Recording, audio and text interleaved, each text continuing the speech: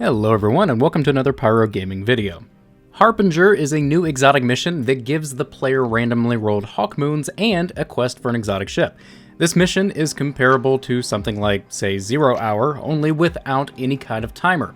There's a triumph for beating this mission by yourself without dying a single time, and that's what this video is going to be about. You can find this mission in Trossland in the EDZ. Each week the mission changes and the enemies and final bosses are rotated around. This week, for example, the final boss room has 2 arc-shielded Centurion bosses, Taken Thrall and Taken Snipers. This is the rotation you will see in this video, and in my opinion, this is the toughest version to solo Flawless. Other weeks you will see either a giant Taken Captain as the final boss or a giant Taken Knight, but regardless of which boss it is that week, the tips that I'm about to give you will apply to all of them. For starters, let's talk classes and loadouts. I believe this solo challenge is easiest done on a Warlock running Will of Radiance with a Healing Rift and Phoenix Protocol. Titans should run Ward of Dawn with Towering Barricade and Helm of Saint 14 for ad rooms, and Lion Rampants for jumping sections just to be safe.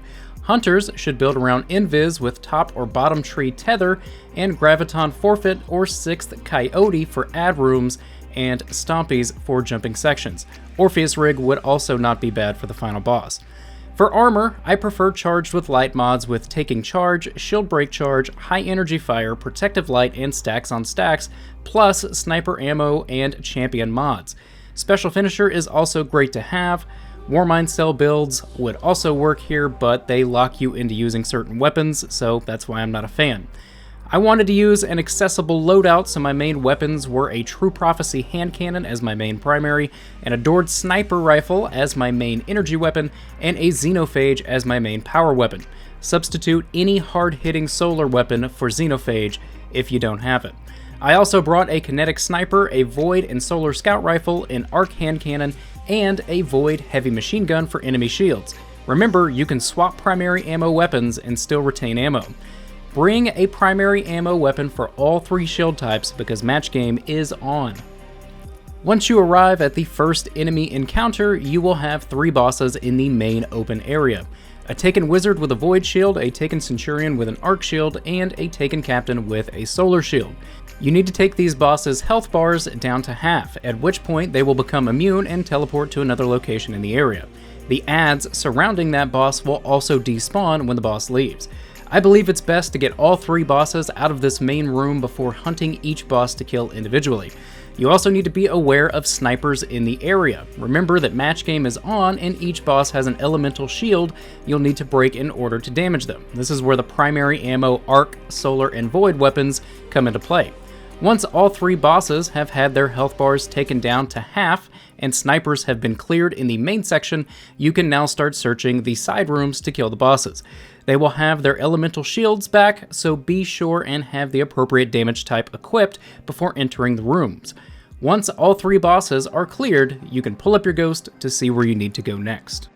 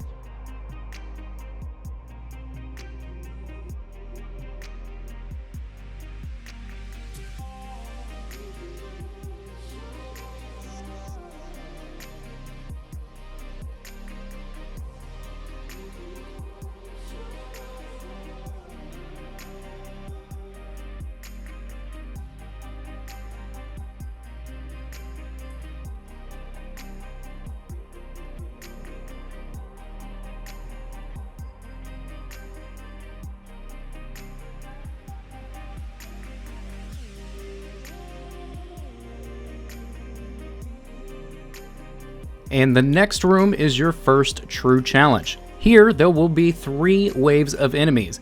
The order these waves spawn in will vary, but I'll break down each wave in the order that I had them this week.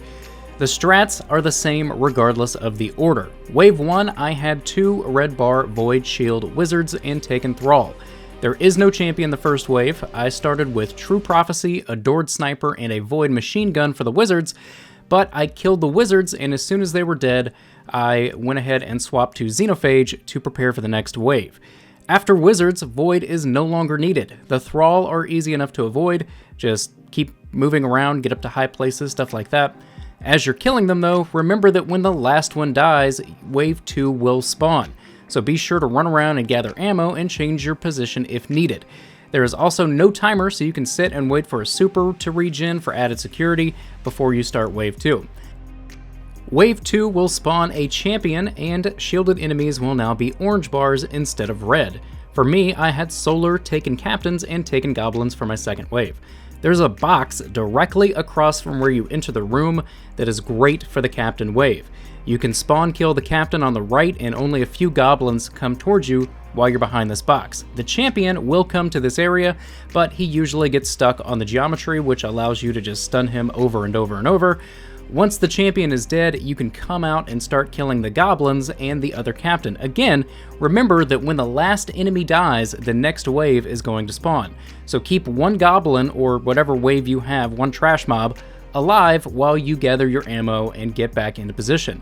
You also want to double check and make sure that all your weapons are reloaded, and again, if you want, you can go ahead and wait until you have your super back before killing the last enemy.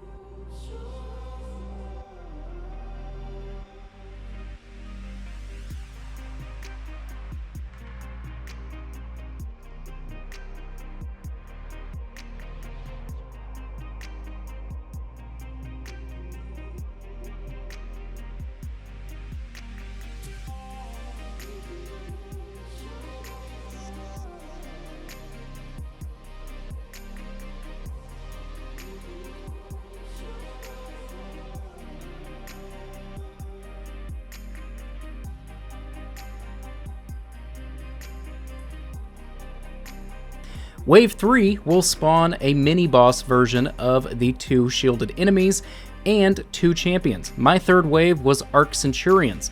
For the Centurion waves, the box I just showed you also works, but with 2 champions on that wave, it is a little riskier. For this wave, I prefer to jump up top and kill the last enemy from above from wave 2, so that I can kill the snipers as soon as they spawn. Up here, the champions don't really bother you. Use a sniper to get rid of one of the Centurions as soon as you can. Once one dies, however, more snipers will spawn, so make sure that you focus them. Next, finish the other Centurion and remaining ground snipers, then deal with the 2 champions from a safe distance. If you need ammo, stun the champions before dropping down for added safety, and if you finish this encounter, congrats, man. Honestly, for a lot of people, this will be the hardest part of this solo.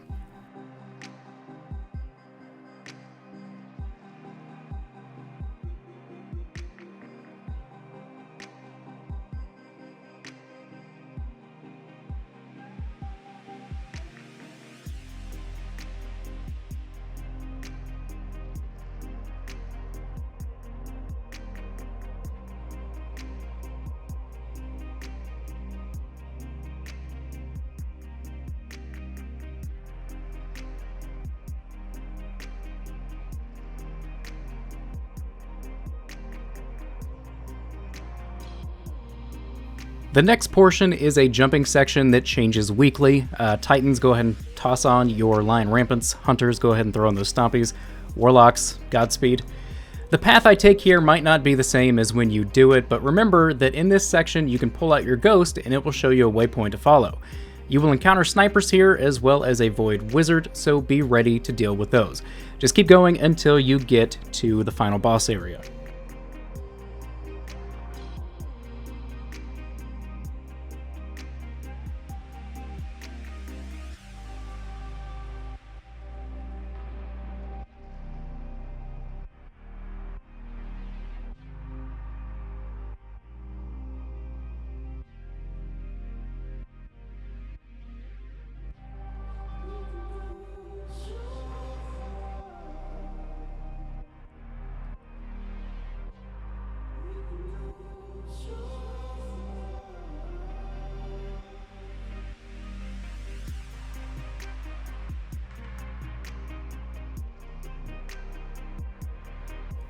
Once you arrive at the final boss area, you'll be met with a champion. Use your primary ammo to whittle his health down and special finish him if you don't have full ammo.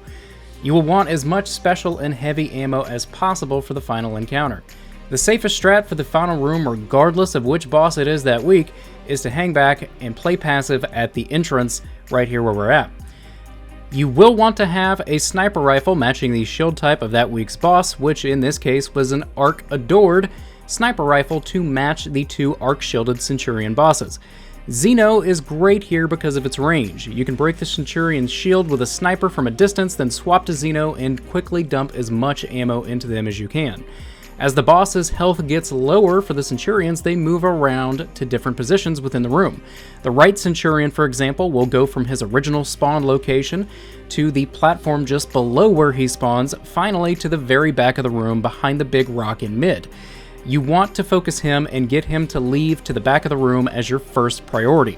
Once he's back there, he can't shoot you and he can't throw Axion darts at you, so it makes it a lot easier to deal with. For the left boss, he will go from his original spawn location to the ground on the far right of the room below where the right boss spawned, then to the middle of the room, but he stays visible from the entrance for the entire encounter. This boss is going to be your second priority. Keep damaging him until he's dead. There's not really much strategy to that, just keep getting ammo and keep dumping it into that Centurion until he is not there anymore.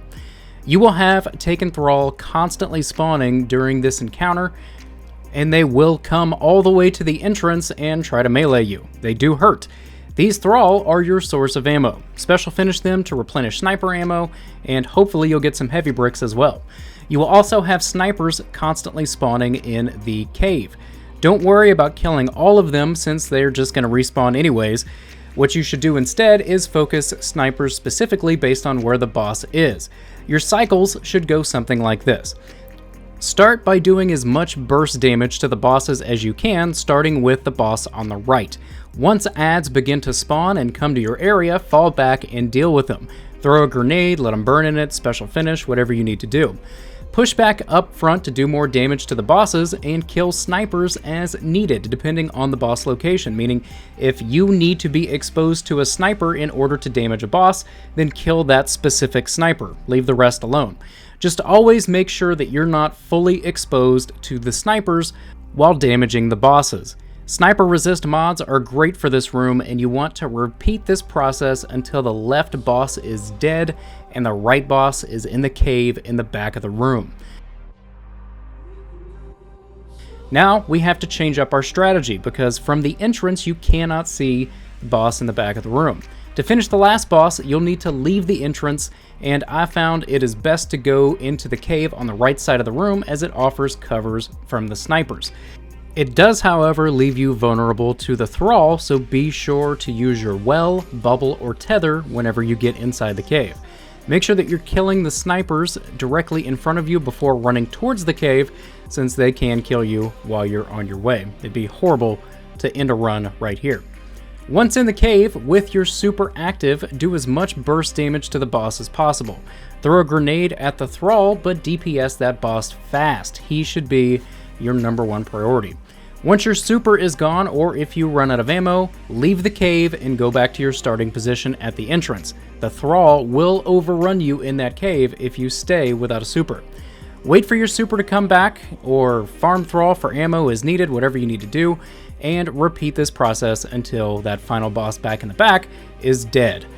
This will be a long process, but in my opinion, it is the safest and most consistent way to solo flawless this mission. For the other two bosses, the principal strategy here will be the same. Stay back, snipe the boss with a matching elemental sniper, dump burst damage with your power weapon into that boss, and farm low-level adds for ammo while managing adds in the area as necessary. Other weeks, you might also have adds with elemental shields, so keep that in mind as well.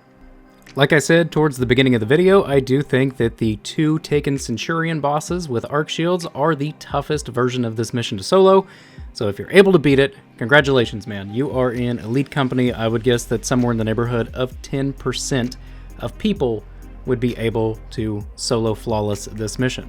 And that's pretty much it, guys. All in all, I'd rank this challenge somewhere between 0 Hour and the Bad Juju mission in terms of difficulty. It is a little bit more difficult than Bad Juju, but it is not as hard as 0 Hour.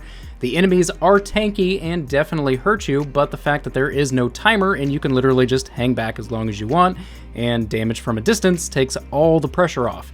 So keep that in mind. If you enjoyed this video, click like. If you're new to the channel, click subscribe. And if you are already subscribed, I fucking love you. Thank you guys so much for watching, and take care.